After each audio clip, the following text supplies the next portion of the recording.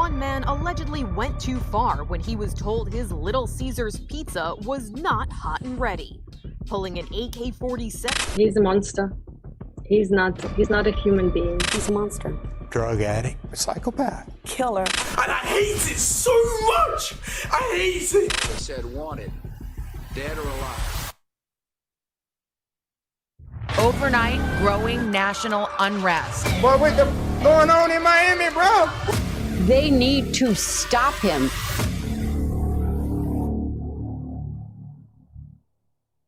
I've talked about childhood books in the past video of mine, where I went over, what do you think? And during the making of that video, I purposely left out a book. A book that I also read during my childhood, specifically 3rd grade. And this book confused me back then, because the kids' books I read were very simple and sweet picture books that would either have a message or show how good and friendly we can be to each other. But only in their universe, that can't exist in ours. And unlike any of those, this book didn't display any of that. Instead, it showed something else.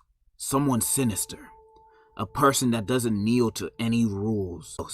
Someone sinister. A person that doesn't kneel to any rules. That book was No David. The main character, David, was a force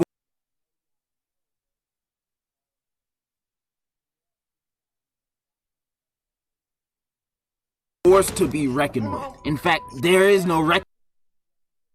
He's an unmovable object, the villain of villains, the evilest evil. Imagine Homelander. There you go. And you might be asking me, my guy, he looks 6. How is he that bad? And 2 questions like that is why I hate people who judge books by its cover. Okay, maybe you can judge that book, but David is a monster! Well, not really, because he's a kid, but it's about what he will become in the future. And if you don't remember or know the war crimes this kid committed, I'ma show you. I've read all 8 books of this series, and I will show you all the highlights of him being a clown or Jack.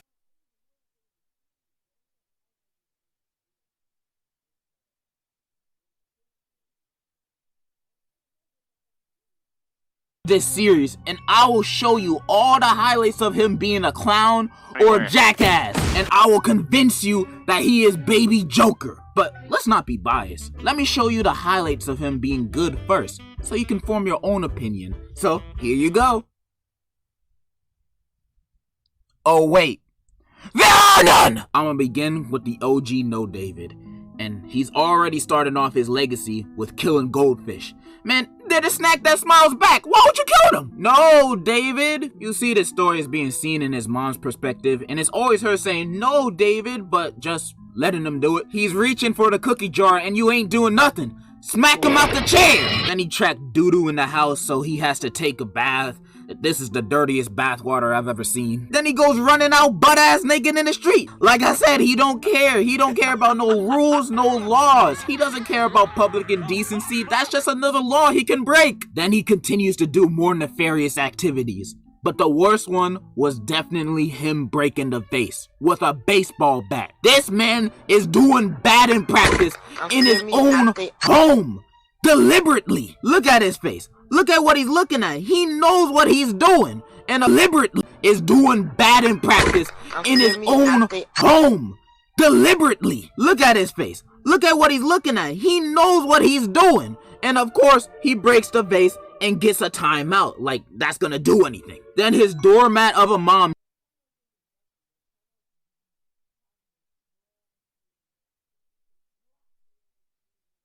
sees him with a little sad face and is like, "Oh, David, come here." Takes him out of timeout and then says, "I love you, David." The end. What? That's it? That's all you're gonna do, David. The end. What? That's it? That's all you're gonna do? He wasn't even punished. She really believed those crocodile tears. He's faking it. He ain't sad because he broke the vase. He's sad that he got caught and got in trouble. He ain't sorry. This dude intentionally broke the vase with murder on his mind. And what the mom does is shrugs it off and hugs him? Man, beat his ass! That's the only way his evil behind's gonna learn. But you rewarded him with your love and affection? After he broke your great-grandma's vase? And her ashes were in there too? It's crazy, man. I know when David is in high school, he gonna be treating his mom like those memes of when you visit your white friend's house. Then the felon continues. In the next book, David gets in trouble. Does he now? Big shock! It's about damn time. We start the book off with this page. I didn't mean to. You're riding a skateboard in your house. What you think was gonna happen? Plus you got that big smile on your face. You meant it. It was an accident. Bruh, this is the first 2 pages and I'm already calling the police on him. I couldn't deal with this kid. This man belongs in juvie. He ain't normal. And then you have this dude walking to school in his undies. This boy just wants problems. And all the kids are laughing because he's the class clown. David, just be glad you're in elementary school. Because in elementary, everybody will be laughing with you for wearing your undies to school. While in high school, if you did that, everybody's gonna make fun of you and bully you for being a clown.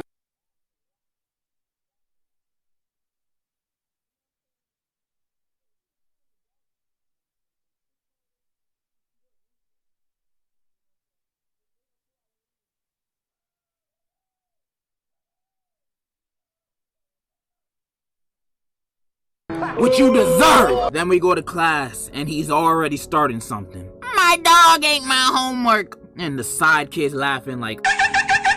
But the girl ain't having none of David's jokes. She giving him the side eye like... This nigga lying. No dog ate his homework. But the thing is, David wasn't lying. Cause if you look out the window... The dog is there eating his homework. Unbelievable. That's probably the first time he ever told the truth in his life. So you know what David does as revenge to the dog eating his homework? Well, a few pages later, this nigga gone eating the dog food in front of the dog. What a menace. Even the worst villain wouldn't do something so bad. So despicable. Even the dog looking at him like, why would you do this? And you know what David said? I was hungry.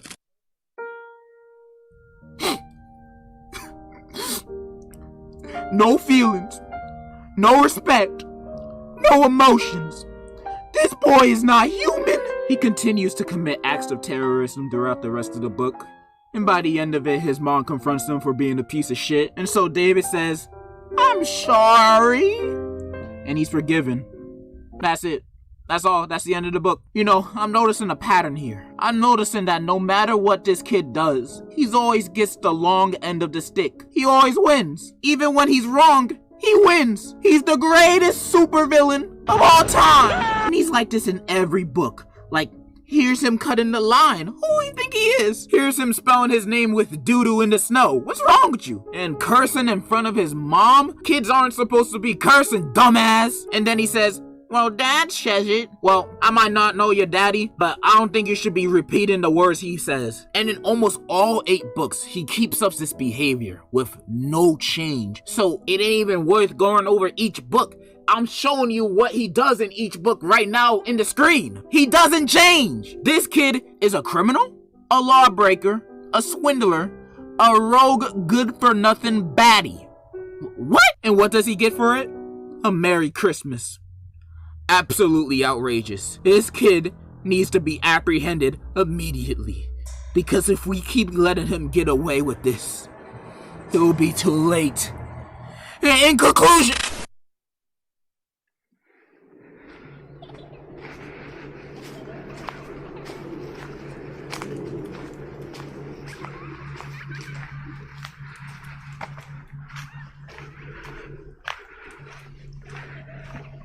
David!